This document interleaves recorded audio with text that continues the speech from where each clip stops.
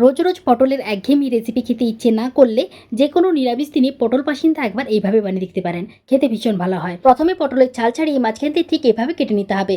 তারপর অল্প একটু লবণ আর অল্প একটু হলুদ দিয়ে ভালো করে মাখিয়ে নিতে হবে। এরপর কড়াইয়ের মধ্যে তেল দিয়ে পটলগুলোকে একটু ভালো করে ভেজে নিতে হবে। এইদিকে একটা মশলা রেডি করে নিতে হবে।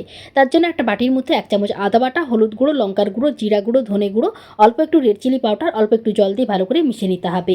আর গ্রেভির জন্য একটা মিক্সির মধ্যে 10 থেকে 12টার মতো কাজু বাদাম, 2 চামচ টক দই, অল্প একটু জল দিয়ে ভালো করে পেস্ট করে নিতে হবে। পটলটা ভাজা হয়ে গেলে ওই তেলের মধ্যে শুকনো লঙ্কা, তেজপাতা আর গোটা গরম মশলা ফোড়নে দিতে হবে। আর মশলার মিশ্রণটা দিয়ে দিতে হবে। একটা মিডিয়াম সাইজের টমেটো কুচিয়ে দিতে হবে। মশলাটাকে ভালো করে কষিয়ে নিতে হবে। মশলাটা ভালো করে কষানো হয়ে গেলে ভেজে রাখা পটলগুলো দিতে হবে আর কাজু বাদাম বাটাটা দিয়ে ভালো করে কষিয়ে নিতে হবে। সব কিছু ভালোভাবে কষানো হয়ে গেলে পরিমাণ মতো জল, অল্প একটু লবণ আর অল্প একটু চিনি, দুটো কাঁচা লঙ্কা চিড়ে দিতে হবে। অল্প একটু ঘি আর অল্প একটু ধনেপাতা কুচি দিয়ে ভালো করে মিশিয়ে নিলেই নিরামিষ পটল পাসিন্দার রেসিপিটি একেবারেই রেডি হয়ে যাবে।